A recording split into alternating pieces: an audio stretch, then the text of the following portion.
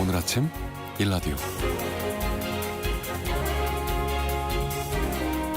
안녕하십니까. 오늘 아침 일라디오 아나운서 오승원입니다. 기후변화로 겨울이 짧아지고 봄이 일찍 찾아오는 경향이 요즘 뚜렷해지고 있죠. 그러면서 기존에 4월 5일로 지정된 식목일이 현재 기후와 맞지 않는다. 3월 목일이 현재 기후와 맞지 않는다. 3월로 옮기자. 이런 논의가 진행이 됐는데요. 상징성 때문에 그대로 유지하자. 지금은 이런 상황인 것 같습니다.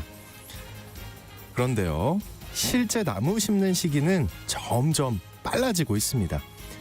요즘 우리 청취자들도 나무 심기에 대해서 많이 물어보시는데요.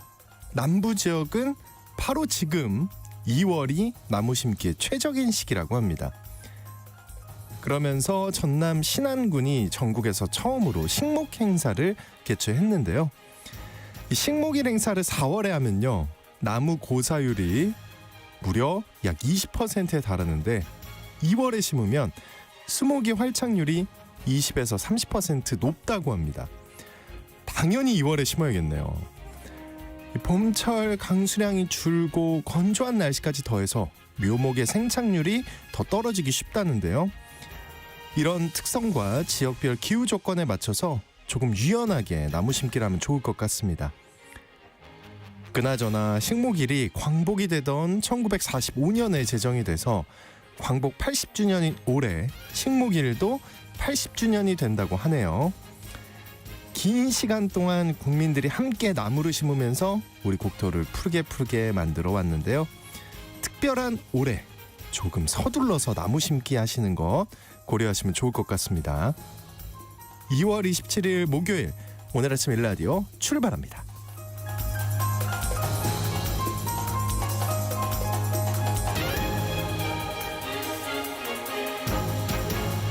네, 오늘 아침 일라디오 이 시간은 물론 KBS 일라디오의 모든 프로그램은 유튜브 KBS 일라디오 공식 채널이나 모바일 콩 어플리케이션을 통해 실시간으로 함께 하실 수 있습니다. KBS 일라디오 채널 구독과 좋아요, 댓글 많이 부탁드릴게요. 자, 오늘 농수산 이슈 시간에는 입학식을 못 열고 폐교가 속출하는 특히나 더 어려운 농촌의 보육 환경 살펴보고요. 오랜만입니다. 생각하는 인공지능 시간에는 최근 파리에서 인공지능 행동 정상회의가 열렸는데요.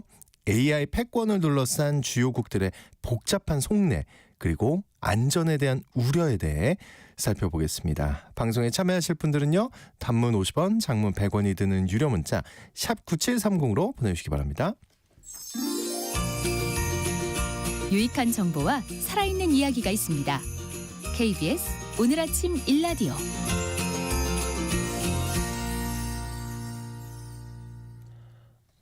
올해 입학식을 열 수 없는 초등학교가 전국에서 200여 곳이나 되고 학생이 없어서 문을 닫는 학교도 49곳이라고 합니다.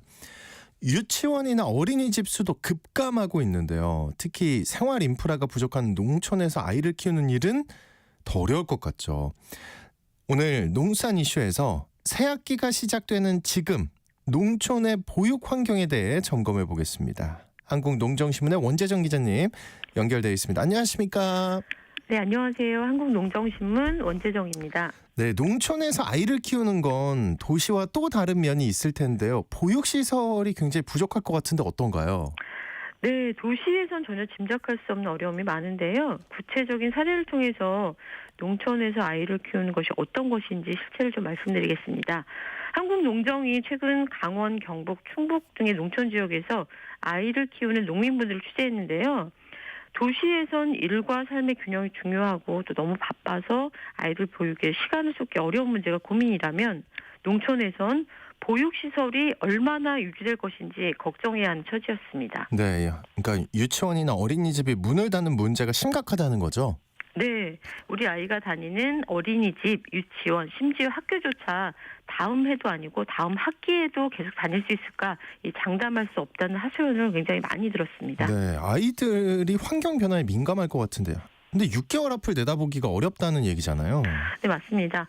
강원도 하천군에서 만으로 6살, 4살 아이를 키우는 송주희 씨는 큰 아이는 초등학교 병설 유치원 보냈고요. 작은 아이는 인근 어린이집에 보내왔는데 어린이집 문을 닫았습니다. 그래서 초등학교 병설 유치원으로 두 아이를 함께 보내기로 했다고 하는데요. 문제는 병설 유치원을 다니던 4명의 아이들도 이 같은 초등학교에 입학이라고 생각했지만 4명 중에서 2명이 또 다른 지역으로 이사를 확정 지으면서 병설 유치원이 또 문을 닫지는 않을지 그리고 이 초등학교가 앞으로 정상적으로 운영될지 걱정이 컸습니다. 그리고 또한 강원도 정선군에서 만 2살 아이를 키우는 최보란 씨는 이 아이를 인근에 있는 어린이집으로 보냈다가 그곳이 문을 닫으면서 정선군에서 삼척시에 있는 어린이집을 자차로 운전해서 보냈었는데 5명이던 원화가 2명으로 줄어들면서 그조차도 보낼 수 없게 됐습니다. 정선군에서 삼척시로 그 시군 경계를 넘어서 어린이집을 보내야 되는 상황인 거잖아요, 지금. 네, 그러니까 농사일을 하려면 누군가는 아이를 돌봐줘야 하기 때문에 시군 경계를 넘어서까지 어린이집을 보냈던 건데요. 네. 뭐 차로 태워서 보낼 수 있는 곳이 있으면 그나마 다행이라고 합니다. 취재를 하다가 접한 사례 중에는 영유아 보육시설이 마땅치 않아서 5남매를 모두 집에서 돌봤다 이런 얘기도 들었습니다. 실제 2009년에는 농촌지역 읍면 1,416곳 중에서 이 어린이집이 없는 곳이 32%였거든요. 그런데 2022년 말엔 어린이집이 없는 읍면지역 비율이 36.4%로 더 높아졌습니다. 그러다 보니까 자연 속에서 건강하게 아이를 키우고 싶어서 귀농 혹은 귀촌한 젊은 부모들이 보육시설과 교육시설 때문에 다시 도시로 가야 하나 이렇게 갈등하는 실정입니다. 네, 거기다가 이제 또 바쁠 때 한마디로 농번기에 아이 맡길 곳이 없으면 굉장히 어려울 것 같은데요, 상황이. 예, 농촌지역 보육기관들은 농촌의 특수성이 적용돼야 하는데요. 말씀하신 것처럼 이 농번기에 새벽부터 밤까지 일하는 경우가 굉장히 많거든요. 근데 뭐 어린이집이 새벽부터 문을 열진 않잖아요. 네. 뭐 그런 어려움도 있고요. 농번기는 평일과 휴일 가릴 수 없는데 휴일에 문 여는 보육시설도 없다 보니까 일하랴 아이 돌보랴 정신이 없다고 합니다. 지난해 농협미래전략연구소가 이 농촌 보육사업 현황과 활성화 방안 보고서를 발표했는데 이 자료를 보면 농촌 학부모들이 어린이집이나 유치원 선택을 하는 1순위 기준은 교육 수준, 프로그램 이런 것보다 얼마나 더 연장 보육을 해주느냐에 달려있다고 할 정도입니다.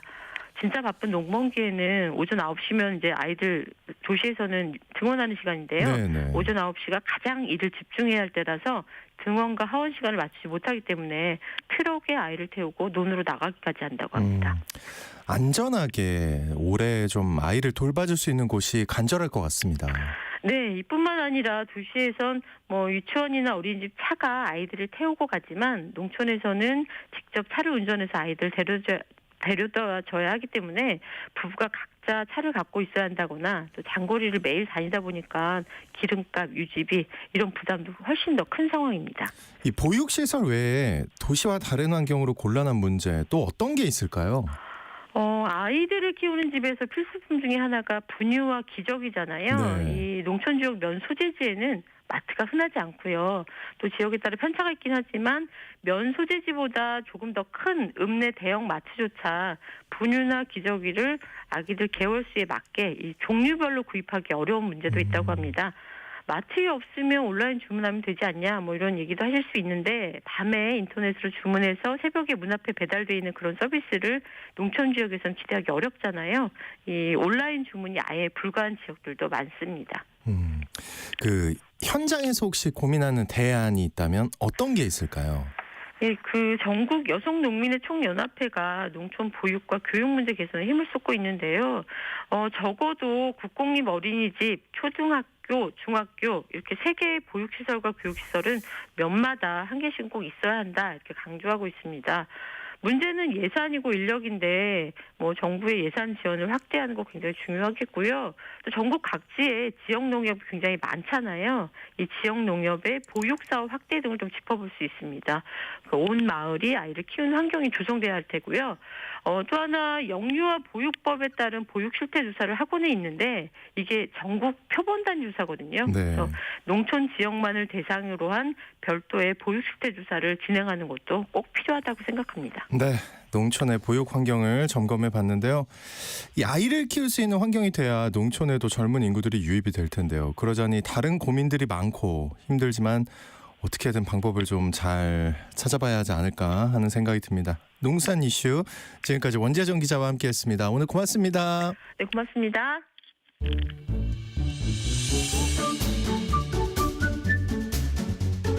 아침을 여는 기분 좋은 습관. KBS 오늘 아침 일라디오.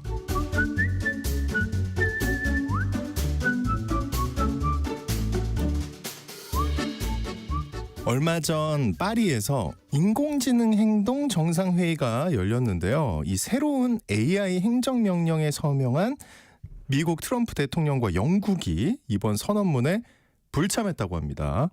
네, 이런 상황에서 중국의 딥시크 출현 이후 AI 경쟁도 새로운 국면을 맞고 있는데요. 자, 오늘 생각하는 인공지능 시간, AI 패권을 둘러싼 주요국들의 복잡한 속내와 안전에 대한 우려에 대해 살펴보겠습니다. 인공지능 안전연구소의 김명주 소장님과 함께합니다. 어서 오십시오. 네, 안녕하세요. 네, 소장님도 여기 갔다 오신 거예요? 네, 파리에? 다녀왔습니다. 이거 어떤 행사인 거예요? 9박 7일 다녀왔습니다. 저는 앞뒤로 이제 실무자기 때문에 이제 2월 10일, 11일 이틀간 열렸고요. 원래 그 AI 쪽의 정상회담 회의가 이게 세 번째예요. 첫 번째가 작년 재작년에 런던에서 열렸고 영국이 주최를 했고요. 네. 그 당시가 이제 AI 안전 정상회의 그랬고 이제 두 번째가 우리나라에서 했습니다. 그래요? 예, 작년에 서울 AI 정상회의라고 네. 해서 했고 이제 세 번째가 이번 프랑스 파리. 프랑스 파리. 네, 그래서 그 안전 정상회의에 보면은 키워드에 이제 프랑스는 액션이라는 말을 집어넣었어요. 앞에 두 번 했으면 이제 행동이 옮겨야지. 그래서 뭐 AI 액션 서밋 이렇게 이제 정했습니다. 네. 예. 여기 이게 뭔가 굉장히 중요한 행사인 거죠.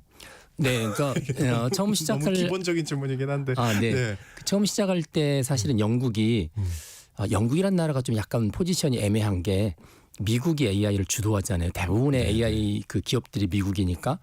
그러면 이제 유럽 연합은 주로 소비자로서 견제를 해요. 그러니까 너희들이 우리 EU에 판매할 때 이런 걸 지켜라. 그래서 이제 미국과 EU 사이에 줄다리기 싸움이 있습니다. 근데 영국은 딱 가운데 껴 있죠. 왜냐하면 EU로부터 탈퇴를 했잖아요. 그렇죠. 예, 탈퇴를 했지만 EU 속에 살고 있고 또 미국처럼 또 AI 기업들이 일부 있거든요. 여러분 잘 아시는 알파고 뭐 이런 딥마인드가 사실은 원래 영국 기업. 그래요? 네. 이제 구글이 사서 그렇긴 하지만 그러니까 이제 그 상황에서 앞으로 AI 시대가 열릴 때 우리가 주도권을 가져가려면 뭘 할까라고 생각해서 내놓은 키워드가 안전이었어요. 영국에서 네, 게. 안전한 AI. 그래서 이제 세이프티 이제 정상회담 서밋을 했고 네. 그러면서 이제 두 가지를 제시했는데 챗GPT처럼 아주 앞서가는 AI들이 그 안에 가지고 있는 위험한 거 이것들 우리가 다 찾아내겠다. 다 찾아내서 안전하게 바꾸겠다. 뭐 그리고 그런 AI에 관한 보고서를 우리가 최초로 내겠다. 이제 이런 이야기를 했고요. 그러면서 직원들을 이제 거긴 다 공무원인데 뭐 연봉 2억 이상 되는 직원들을 100명 정도를 뽑았습니다. 그래서 그 100명들한테 AI 안전만 연구하도록 시켰고 한마디로 고급 인력을 뽑아가지고. 그렇죠. 그 연구소가 이제 AI 안전연구소 AISI라는 걸 만들었죠. 최초로. 네. 이제 그렇게 시작을 한 게 이제 바로 요즘 이제 세 번째 안전회의까지 갔다 이렇게 보시면 될 것 같습니다. 그런데요, 재밌는 게 영국이 이 한마디로 네. AI 행동 정상회의 1회 개최국이고. 1회 개최국이죠. 네, 원조죠. 원조인데 미국과 영국이 빠졌어요. 요즘 미국의 행동은 네. 굉장히 이제 저는 개인적으로 재밌게 보고 있는데. 트럼프가 재밌죠. 네. 네. 이가 이런 말씀하면 좀 그럴 수 자극적일 이 영어로 수 있는데. 번역이 안 되니까. 네. 그러니까 굉장히 미국 우선주의 이게 보이고 맞습니다. 재밌기도 하고. 근데 미국은 그렇다 쳐도 뭔가 조금이라도 마음에 안 들면 안 하는 거잖아요. 미국은 지금. 근데 그렇죠. 영국은 왜 이래요?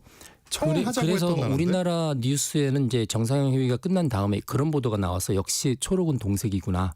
그러니까 미국이 빠진다고 하니까 영국이 미국 편을 들어서 빠진 거다. 그래요? 서명에 이제 마지막 정상회의가 끝나면 이제 보통 성명서를 내거든요. 그 성명서 이름이 뭐 인류와 지구를 위한 포용적이고 지속 가능한 인공지능 선언문 이렇게 돼 있어요. 네. 그런데 이제 그 선언문 안에 있는 내용을 가지고 이제 두 나라가 시비를 건 거죠. 왜 시비를 걸었냐면 트럼프는 원래부터 미국 우선주의에 의해서 산업에 규제하는 거를 철폐하겠다. 이게 이제 공약이었고요. 그러면은 원래 안전이란 말은 가만히 안에 들여다보면 규제가 들어가 있잖아요. 그러니까 EU 자체도 미국을 대항해서 AI 법을 만들었거든요. AI 법을 만들어서 규제를 하니까 그 흐름 속에서 일어나고 이 선언문 안에도 규제 이야기가 살짝 나오긴 하는데 이거 마음에 안 든다. 그래서 이제 미국은 원래 규제를 이제 지금 트럼프 정부가 싫어하니까 서명 안 하는 건 조금 이해가 돼요. 네. 예, 그런 흐름 속에서. 근데 오케이. 영국은 뭐냐면 야, 이 회의가 지금 세 번째인데 원조가 영국이잖아요. 그렇죠. 처음 시작할 때는 안전이라는 키워드를 가지고 시작을 했는데 이제 두 번째 회의가 되면서 우리나라에서 개최할 때 이제 윤 대통령께서 거기에다가 안전만 하지 말고 포용과 혁신이라는 키워드를 이렇게 더 집어넣었어요. 그래서 AI 전체적으로 뭐 국가 전체나 전 세계가 혁신이 되고 그다음에 못 사는 나라, AI를 모르는 나라도 같이 올라갔으면 좋겠다. 이제 그런 취지로 확장을 시켰는데 원래 프랑스는 약간 포용이 좀 강한 나라잖아요. 그러니까 이 키워드 가운데서 이제 윤 대통령의 키워드를 받아서 포용과 혁신을 더 키워버린 거죠. 그리고 특히 이제 포용 쪽을 키우고 안전을 확 줄이니까 영국 입장에서 볼 때는 이거 뭐냐 안전으로 시작했는데 포용으로 끝났네. 네. 그래서 물론 그 안에 안전이라는 키워드가 있는데 이 정도 가지고는 지금 AI가 안전하다고 말할 수 있는 상태가 아니다. 따라서 우리는 여기 서명 못하겠다. 이게 빠진 거죠. 그러니까 영국하고 미국이 빠졌을 때는 완전히 반대의 이유로 빠진 거예요. 재밌네요. 그러면 우리 언론이 잘못 본 거네요. 그렇죠. 둘이 합의한 게 아니네요. 전혀 다른 합의한 게 이유네요. 아닙니다. 어떻게 보면. 왜냐하면 제가 현장에 있었고 그다음에 영국의 그 AI 안전연구소장하고 사실 회의를 했거든요. 네네. 그거 회의를 했고 안전연구소장이 이제 그런 이야기를 했어요. 그 AI 안전연구소가 영국이 맨 처음 시작했는데 이제 그 영국의 그런 연구소를 통해서 주도권을 잡으려는 걸 미국이 바로 그 다음 날 이제 회방을 했습니다. 어떻게 회방을 했냐면 똑같은 이름의 연구소를 바로 세웠습니다. 그래요? 네, 그러니까 영국만 그런 연구소를 혼자 단독으로 가질 수 없고 뭐 우리도 연구한다. 우리도 AI가 위험하다는 생각을 하기 때문에 그래서 AI 안전연구소를 미국도 바로 세웠고 바로 이어서 또 일본이 세웠고요. 미국이 세우니까 그리고 나서 이제 싱가포르이 세웠고 캐나다가 세웠고 우리나라가 6번째. 작년 11월에 세운 거죠. 이제 이렇게 이제 그런 세운 상황이고 이제 그러다 보니까 이제 이게 협의체가 생겼거든요.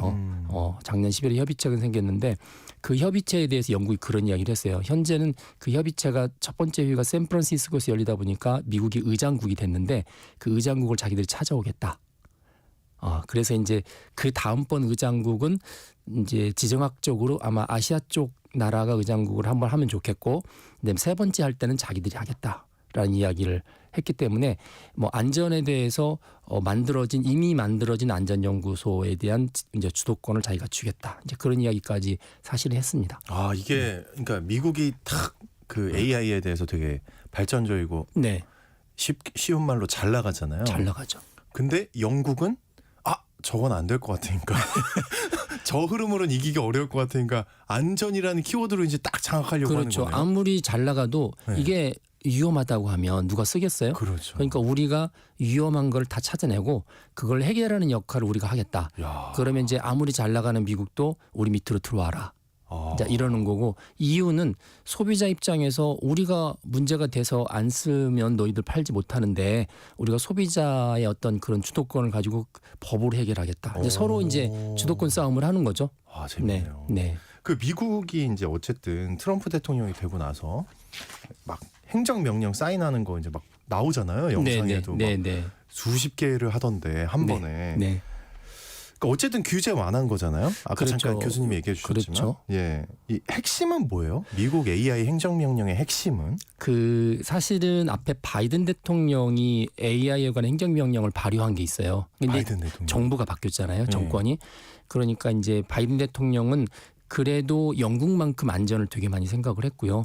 그래서 굵직굵직한 큰 AI는 이거를 이제 일반인들한테 서비스하기 전에 이거 안에 무슨 위험한 게 있는지를 다 평가를 해서 그거를 실제로 사용하기 전에 이제 정부한테 보고하게끔 그렇게 돼 있었거든요. 그게 네. 이제 바이든 대통령이 이제 만들었던 그 AI 행정명령인데 그 AI 행정명령을 이제 트럼프 대통령이 들어오면서 일단은 딱 스톱을 시킨 겁니다. 스톱을 딱 시키고 네. 이제 지금 사실 AI 1등 국가가 미국이거든요. 2등 국가가 보통 이제 중국이라고 하는데 2등이 중국. 네. 예. 만약에 미국이 100점이라고 그러면 중국이 한 65점 돼요. 그리고 3등, 4등, 5등, 6등이 이제 고만고만합니다. 30점대. 그중에 이제 우리나라가 사실 들어가 있고요. 네네. 그런데 이제 이렇게 차이가 벌어지는데도 트럼프는 확실히 1위를 굳히겠다라고 생각을 해서 AI에서 만드는 데서 제일 중요한 게 이제 GPU라고 그래서 예. 얘를 학습시키는 인프라하고 데이터가 대단히 중요하거든요. 그래서 이제 취임하자마자 앞에 정권에서 했었던 규제와 관련된 행정명령 스톱 얘를 이제 앞으로 한 6개월 동안 리뷰를 해서 다른 대안을 세우도록 했고요. 그리고 나서 뭐라냐면 거의 미국 돈으로 5천억 달러, 우리나라 돈 한 750조 원 되는 그 어마어마한 돈인 거죠. 네, 예. AI 데이터 센터를 이제 가지는 회사를 만들겠다. 그게 이제 스타게이트 프로젝트예요. 스타게이트 네, 프로젝트. 네, 네. 예, 그 예. 스타게이트 프로젝트를 하는데 이게 돈이 많이 드니까 여기에 대표적인 사람들 이렇게 불렀습니다. 예. 우리가 잘 아는 챗GPT의 오픈AI 회장이죠. 샘 알트만도 부르고 우리가 보통 데이터베이스 그러면 세계에서 제일 잘 나가는 데이터베이스가 오라클. 이거든요. IBM 네, 아닌가요? 네, 예. 오라클입니다. 아직. 오라클. 네, 그래서 오라클의 예. 이제 창업자죠. 네리 앨리슨도 부르고 그리고 이제 일본에서 제일 잘 나가는 기업이 우리가 잘 아시는 손 마사요시. 예. 손정희 회장. 네, 예. 불러서 약 750조 원의 돈의 이제 자원을 이 사람들이 대하면서 이제 그런 이제 1등으로서 나가는 부분들을 이제 끌어올린 거죠. 그러다 보니까 혁신이나 발전 그다음에 경쟁력 확보가 우선이지 이런 기업들의 발목을 잡는 규제는 하지 않겠다.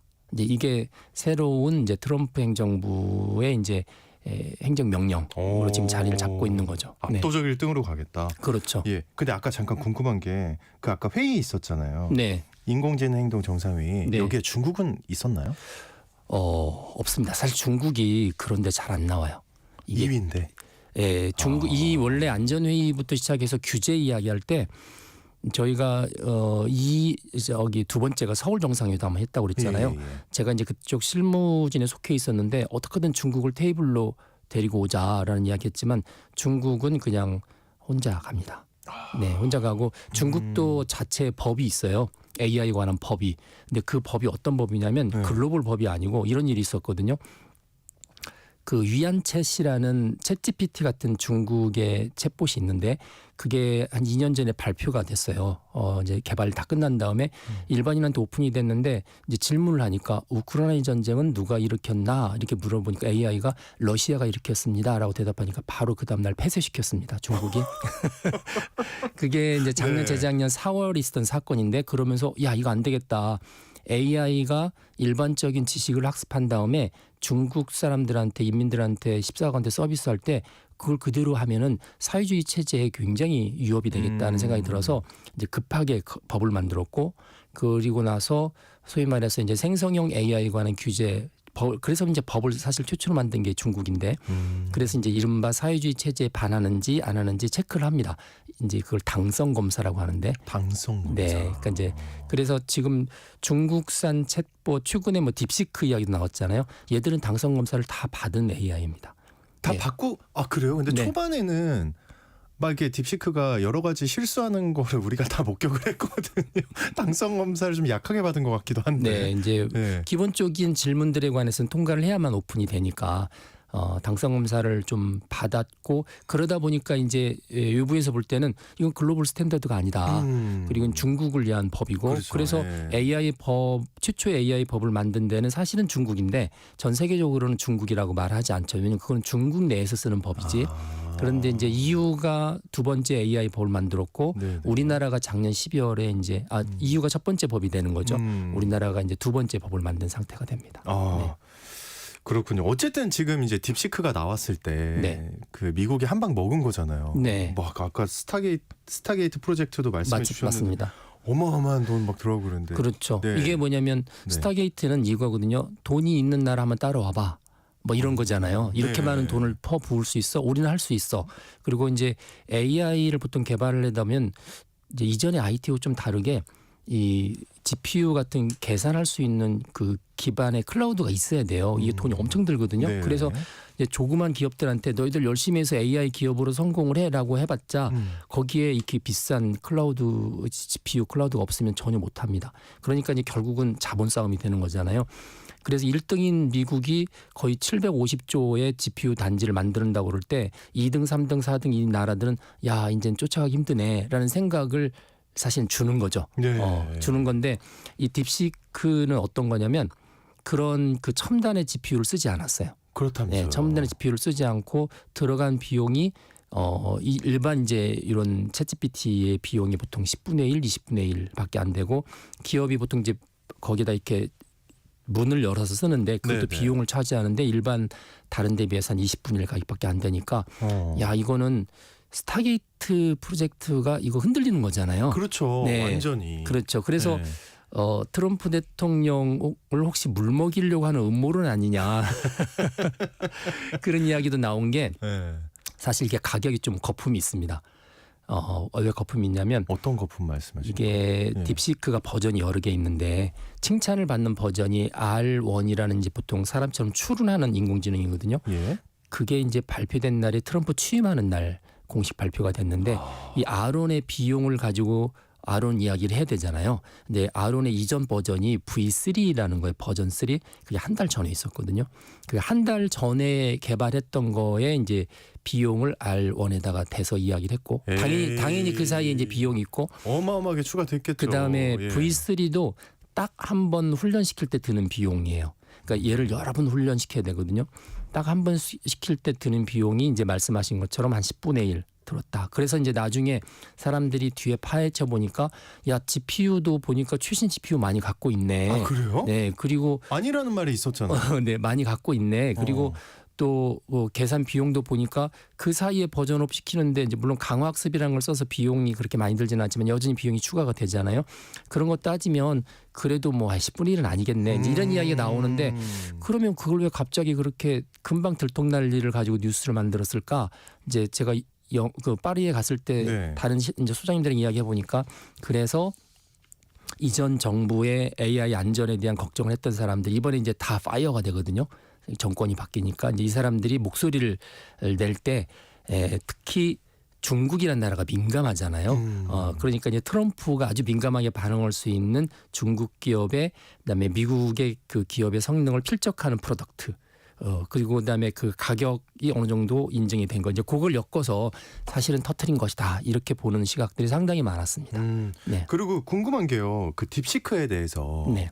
그 인공지능 안전연구소 소장님이 네. 있는 곳이죠. 거기서 네. 이제 직접 안전 점검을 해보셨다고 들었어요. 네, 이게 이제 설 연휴에 소식이 나왔잖아요. 그래서 네. 설류에 터지자마자 이제 비상이 걸려서 저희가 원래 영국이랑 그다음에 일본, 싱가포르랑 같이 그 AI 안전 연구를 하고 있는 도구가 있어요. 그 도구도 있고 데이터도 있는데 그걸 그대로 이제 딥시크에다 돌린 거죠.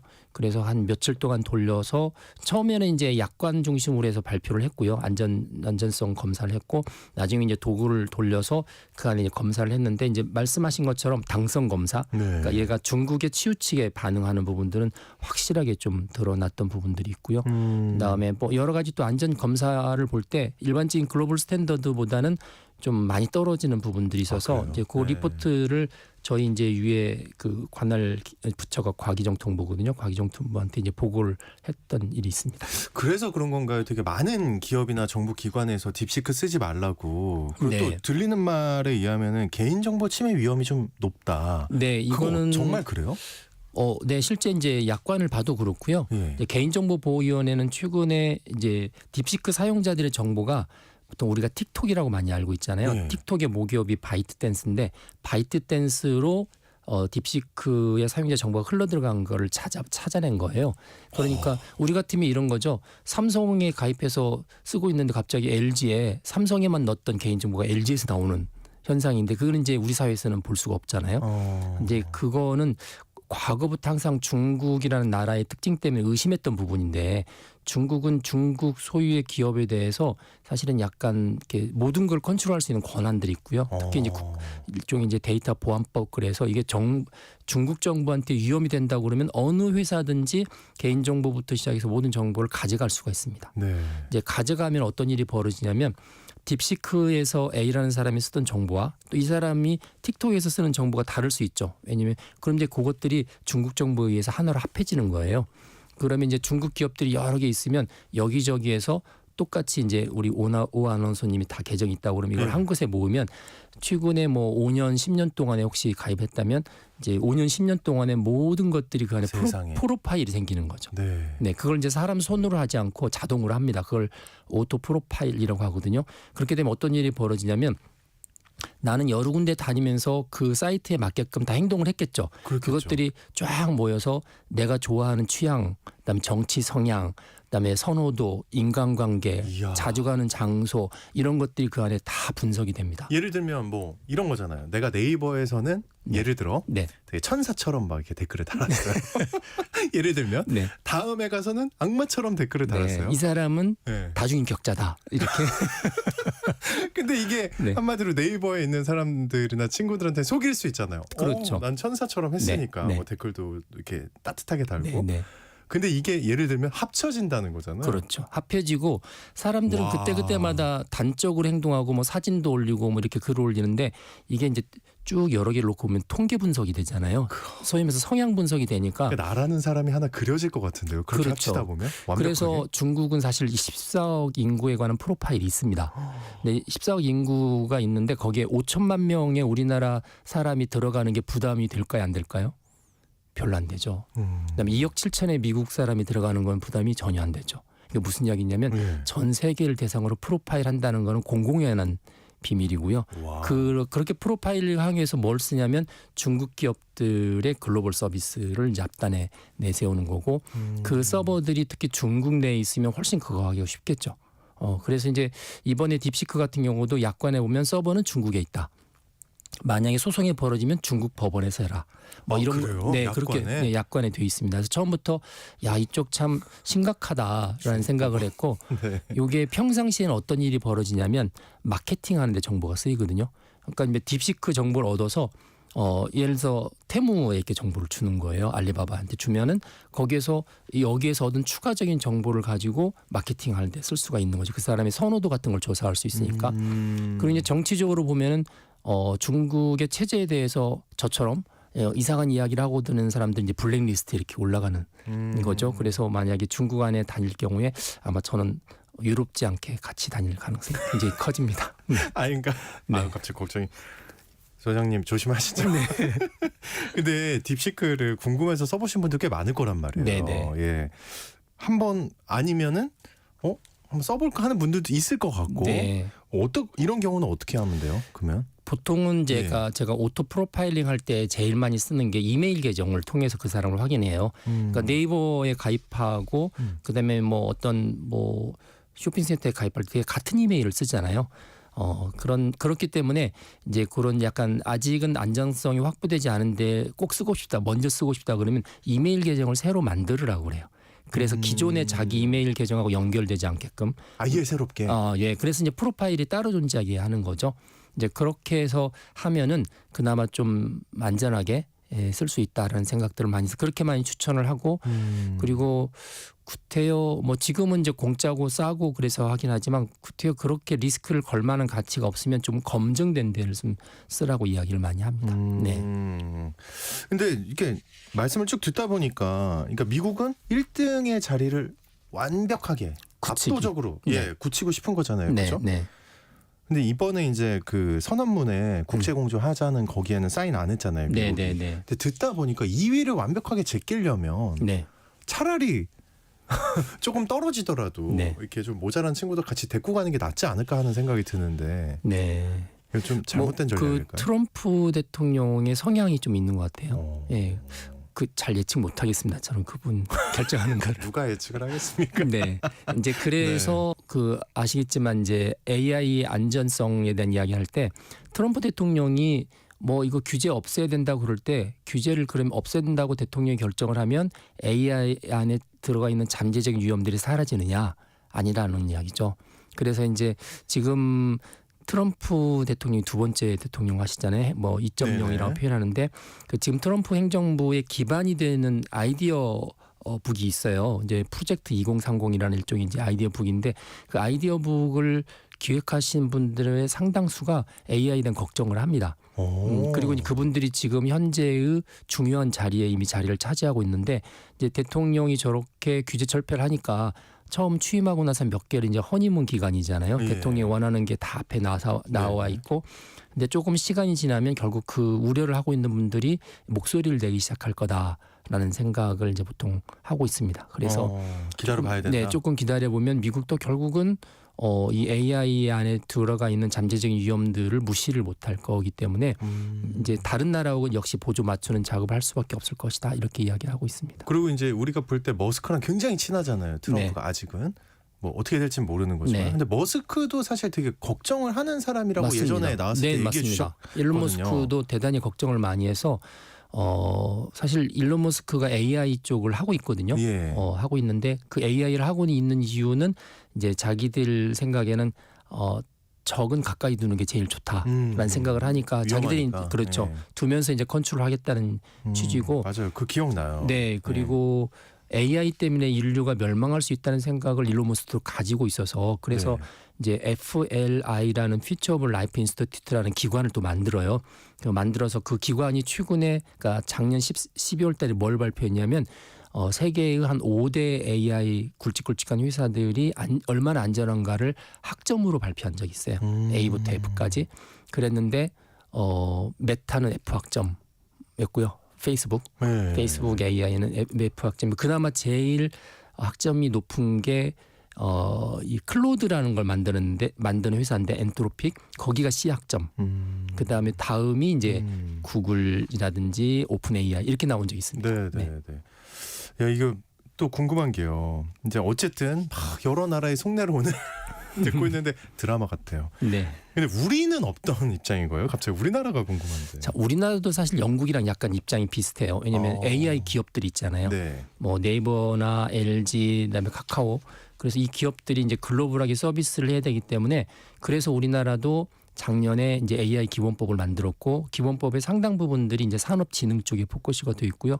그럼에도 불구하고 안전해야 오래 가잖아요. 그래서 이제 규제나 안전에 관한 부분도 AI 법에 명시가 되어 있어서 그 안전에 관한 부분들을 이제 우리도 주관하는 기관을 만든 게 이제 안전연구소입니다. 그래서 우리 이제 양쪽을 다 이제 끌고 가는데 아무래도 미국하고도 협력해야 되고 영국하고 협력해야 되기 때문에 가운데 껴있는 게 사실은 골치 아프긴 하지만 또 가장 좋은 방법이 양쪽에서 줄다리기 하는 거라고 생각을 해서 네. 이제 한 가지 말씀드리면 미국 기업이 AI를 잘하지만 미국이란 나라를 싫어하는 나라들이 많이 있어요. 특히 중동이나 이런 쪽은 그런 데서는 AI를 아무리 미국이 잘한다고 그래서 섣불리 이제 자기들이 수용하지 않기 때문에 예. 이제 그런 나라들을 제가 이제 전략적으로 K컬처나 이런 나라들이 특히 그런 데 많이 있어서 AI가 특히 한국의 AI는 안전하면서도 굉장히 포용적이고 문화적으로 친근하다는 이미지를 좀 주면서 우리가 이제 AI 시장에 아주 독주를 하고 있는 미국의 틈새 시장들을 많이 봐야 된다는 생각을 합니다. 알겠습니다. 오늘 생각하는 인공지능 시간 인공지능 안전연구소의 김명주 소장님과 함께했습니다. 오늘 말씀 너무 고맙습니다. 네, 감사합니다. 네, 오늘 아침 라디오 지금까지 아나운서 오승원이었고요. 여러분 모두 오늘 좋은 하루 보내세요.